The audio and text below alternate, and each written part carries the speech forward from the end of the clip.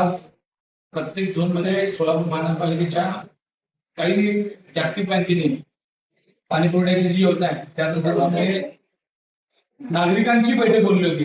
या प्रकल्प करत असताना ज्या लोकांची काही गोष्टी बाधित होणार आहे अशा लोकांच्या म्हणणं ऐकून घेण्याकरता त्याचबरोबर या मीटिंगचं महत्व असं होतं की लोकांमध्ये जाऊन डायरेक्ट कन्सल्ट घेणे, म्हणजे या प्रकल्पाला पब्लिकची मान्यता आहे हे दाखवण्यासाठी ही बैठक होती.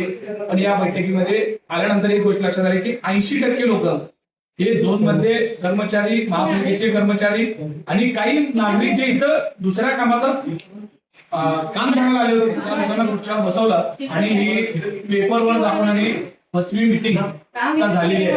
खरं तर आपण एकीकडे 1400 कोटी सारखं मोठा खर्च घेत असताना आपण या सगळ्या गोष्टी सर्वसामान्य माणसाला ज्ञात करून घेतल्या पाहिजे होत्या, घ्यायला पाहिजे असा नियम होत आहे. असा असताना सुद्धा आज सकाळपासून तुम्ही बघितलं असेल की संध्याकाळपर्यंत सगळ्या झोनच्या बैठका आता लावलेल्या आहेत आणि त्या लावत असताना त्या सगळ्या बैठका अशाच करणार.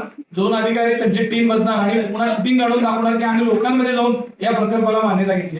म्हणजे आपण किती लोकांच्या डोळ्यामध्ये दुर्बीण करतोय आणि जागतिक बँकेला सुद्धा फसवतोय का काय अशी परिस्थिती आजच्या मीटिंग मध्ये आल्यानंतर लक्षात आक्षेप काय होता महापालिकेचा विषय आणि टीमचा विषय?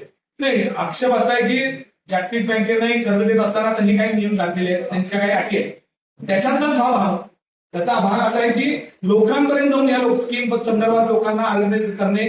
जे या स्कीममुळे बाधित होणारे लोक आहेत, ज्यांचं कुणाचं कंपाऊंड तुटणार असेल, कुणाच्या घरापासून काही ही लाईन जात असताना घर जाणार असेल, कुणा अशी जी काही शहरामध्ये नावं काढलेली आहेत त्या लोकांना काय प्रॉब्लेम आहेत का यासाठी बैठक होती. माझी विनंती अशी की खरं तर मित्रांनी स्वतंत्र कार्यालय सोलापुरात केलं पाहिजे आणि तिथं त्यांनी फिजिकल या प्रकल्पाबद्दल तुमचं काय मत आहे हे फिजिकल घेतलं पाहिजे.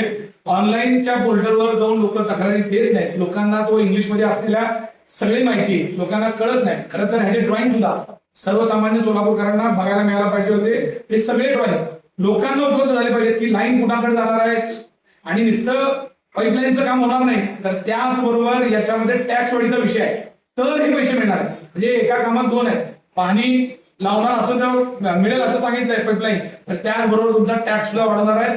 जो भाडे मूल्यावरचा टॅक्स आहे तो रेडी रेटरवर टॅक्स जाणार आहे. त्याच्यामुळं कोणाला आपल्याकडे लाईन होणार आहे का, आपल्या भागात या लाईनवर चा फायदा होणार आहे का हे बघायचा अधिकार प्रत्येक सोलापूरकरांचा. तुम्हाला माझं असं स्पष्ट मत आहे एबीटी एरियामध्ये जिथं स्मार्ट सिटीत काम झालं होतं तिथं या लाईन मधनं 0% काम होणार आणि तिथून सगळ्यात जास्त टॅक्स वसूल केला जाणार. म्हणजे एवढी गंभीरची गोष्ट आहे.